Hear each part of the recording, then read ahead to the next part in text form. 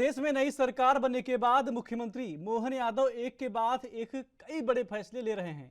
इसी कड़ी में अब मध्य प्रदेश के नक्शे में भी परिवर्तन करने की तैयारी शुरू हो गई है। सीएम यादव ने कहा कि प्रदेश में जरूरत के हिसाब से संभाग और जिलों की सीमाओं का पुनर्निर्धारण किया जाएगा। इसके लिए बाकायदा एक कमेटी बनाई जाएगी जो इस काम को पूरा करने के पहलुओं पर विचार करने के बाद सरकार को रिपोर्ट सौंपेगी। सीएम ने यह भी कहा कि इस काम की शुरुआत इंदौर संभाग से पायलट प्रोजेक्ट के तौर पर किया जाएगा। गौरतलब है कि सीएम की इस वक्त गृह विभाग की जिम्मेदारी संभाल रहे हैं। ऐसे में जिले, संभागों और थानों की सीमा को भी बदला जाएगा। उन्होंने इसके निर्देश दे दिए हैं। बता दें कि जनता की सुविधाओं के अनुसार जिले और संभागों की सीमाएं तय होंगी। फिलहाल प्रदेश में संभाग और जिला मुख्यालय की लंबी दूरी है। मौजूदा वक्त में लोगों को 100 से 200 किलोमीटर की दूरी तय करना पड़ता है।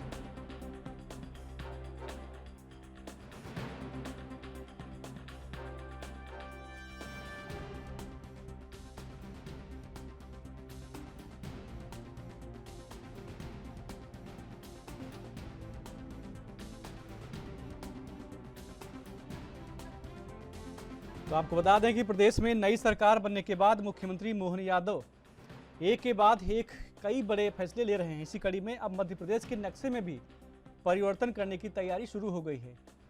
इसके लिए बाकायदा सरकार ने रणनीति बना ली है, कमेटी बना दी है जो सरकार को जांच रिपोर्ट सौंपेगी और उस पर कार्रवाई करेगी। तो कहीं ना कहीं देखा जाए, इससे कई सरकार बनने के बाद ऐसे बदलाव हैं जो देखने को मिल रहे हैं। आपको बता दें कि अब मध्य प्रदेश के नक्शे में भी बदलाव करने की संभावना बताई गई है।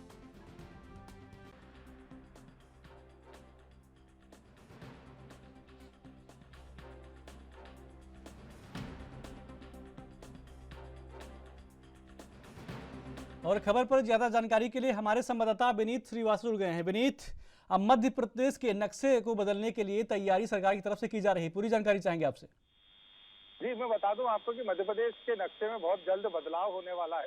जो संभाग, जिले और इनकी जो सीमाएं हैं बहुत जल्दी चेंज होने वाली। मैं बता दूं आपको कि मध्य प्रदेश में इसकी कयावत बहुत दिनों से चल रही थी, इसकी डिमांड भी लगातार चल रही थी, लेकिन कहीं ना कहीं राजनीतिक दबाव और जनसंख्या वृद्धि को देखते हुए अभी तक इस ओर कदम नहीं बढ़ाया जा रहा था।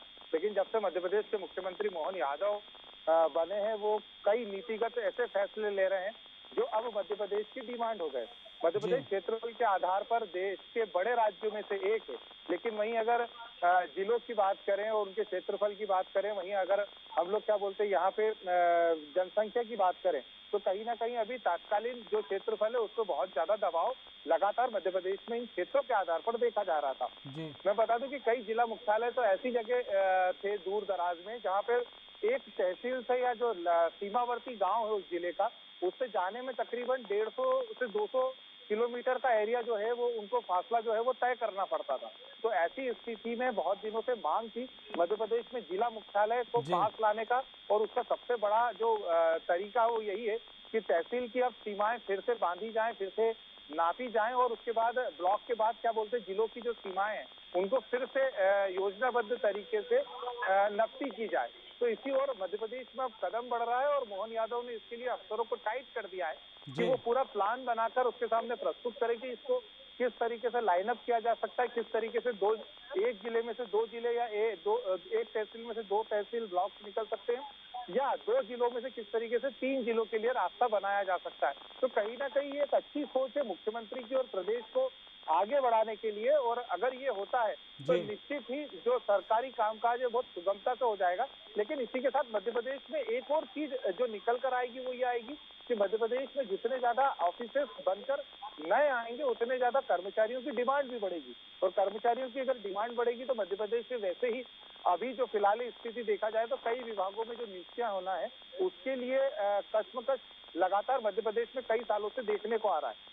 लेकिन अगर इस तरीके से अगर इस तरीके से सीमाओं को परिवर्तित किया जाता है और मुख्यालय, जिला मुख्यालय, तहसील मुख्यालय और ये सब बढ़ाए जाते हैं विभागीय, तो तय बात है कि इन डिपार्टमेंट्स में कई लोगों की नियुक्तियां और की जाएगी और इसके लिए बजट का प्रावधान होना चाहिए, भवन चाहिए। तो इस तरीके से कई चीजें जो है मध्य प्रदेश में सोर्सेज से लेकर, रिसोर्सेज से लेकर, बिल्डिंग से लेकर, नियुक्तियों से लेकर सारी चीजें चाहिए होंगी।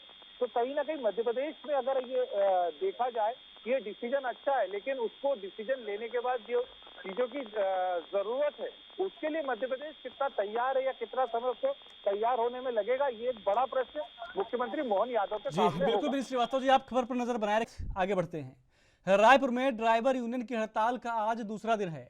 विधानसभा रोड ज्ञान गंगा स्कूल चौक के पास सभी ड्राइवर इकट्ठे हुए हैं। आपको बता दें कि सभी हिट एंड रन मामले में बनाए गए कानून को वापस लेने की मांग कर रहे हैं। इस कानून के खिलाफ लगातार चालक प्रदर्शन कर रहे हैं।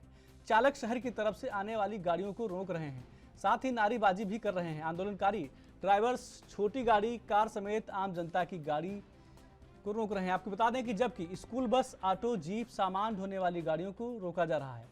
पुलिस के समझाने के बाद भी ड्राइवर्स मानने को तैयार नहीं है। वहीं प्रदर्शन को देख एक कॉलेज बस को लौटना पड़ा। इसके अलावा कई मालवाहक गाड़ियों को भी रोका गया है।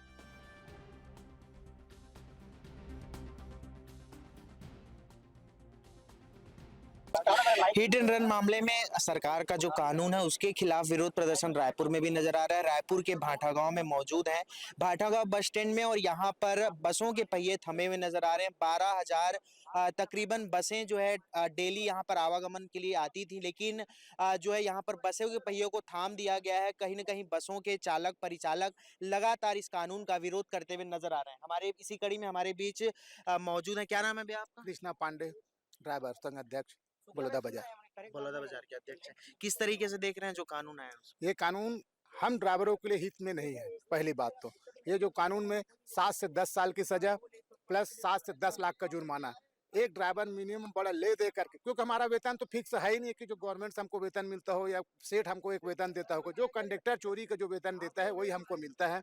अब उससे 500 रुपये से हम परिवार चला रहे हैं। यहाँ रायपुर में रूम किराया लेकर रह रहे हैं, उसका किराया पटा रहे हैं, और उसके बाद 7 से 10 लाख रुपए जुर्माना पटाना। और जुर्माना पटाने के बाद भी 10 साल की सजा।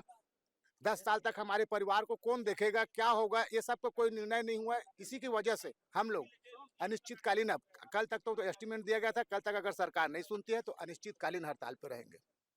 क्या चाहते हैं सरकार से? सरकार से ये चाहते हैं कि कानून पहला वापस लिए अपने 7 से 10 साल का सजा वाला जो पूर्व कानून चल रहा था उसको लागू किया जाए, और हमारे ड्राइवर कंडक्टर भाइयों के लिए एक तनख्वाह सुनिश्चित किया जाए, एक ड्यूटी, एक पीएफ बकायदा इनके लिए कटना चाहिए। जिस मालिक के पास काम करे आरटीओ उनसे आकर उस ड्राइवर कंडक्टर का वो लेकर के जाए कि हाँ इनका कितना रुपए तनख्वाह बनना चाहिए, इनको क्या रोजी मिलना चाहिए, कितना घंटे का ड्यूटी करना चाहिए।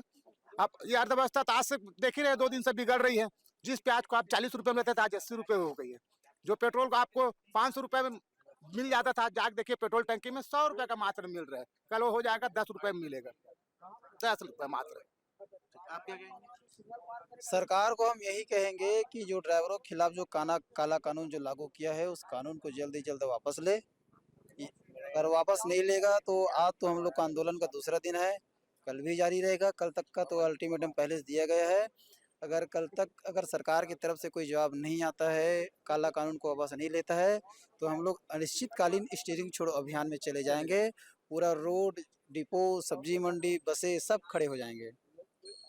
अब तो खड़ी हैं, बाकी अनिश्चित काल के लिए चले जाएंगे सर। आप बताएंगे सर? आप कौन है? मैं यहाँ पे ऐसे आया था, काम से आया था। काम से आए थे। क्या आपका जो कहना है, इन लोगों का कहना है जो हड़ताल हो रहा है उसको किस तरीके से देखते हैं? सर सही बोल रहे हैं ये लोग, बिल्कुल सही बोल रहे हैं। क्योंकि देखो सर, आज की डेट में जैसे 500 रुपये पर डे ड्राइवर लोग को मिलता है, 500 हज़ार से भी ज़्यादा 1000 मिलता है, उससे ज़्यादा नहीं मिलता होगा। इनको कोई सरकारी मुआवजा नहीं मिलता, सरकारी बेनिफिट नहीं मिलता, और ये लोग वाकई में बहुत तकलीफ में चलते हैं। तो मेरे कहने का मतलब ये जो काला कानून है बहुत गलत है, इसको सही तरीके से लाया जाए।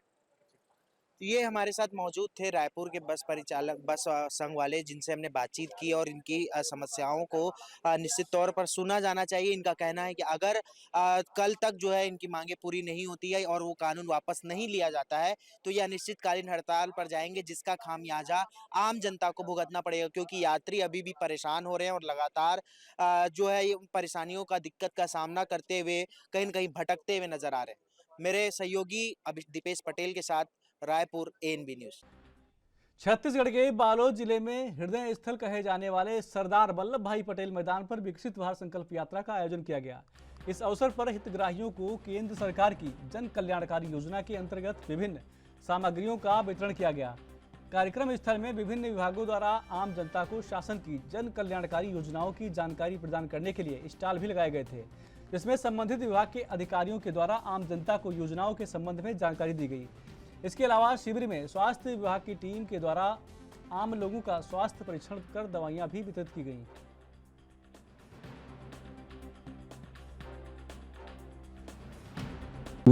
देश के प्रधान सेवक नरेंद्र मोदी जी की जो गरीब कल्याण योजना है उसमें तमाम प्रकार के हितग्राहियों का कार्ड बनाने से लेकर उनके योजनाओं का सारा चीज का पंजीयन करने से सारा कार्य चल रहा है।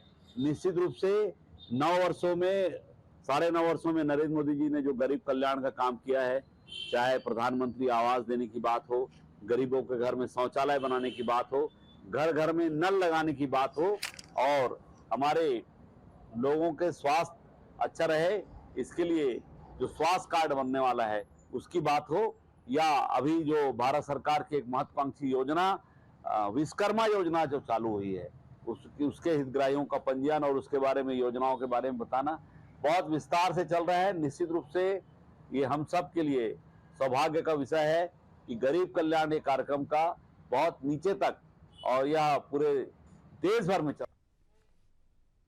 खबरें और भी हैं, छोटे से ब्रेक के लिए रुकते हैं।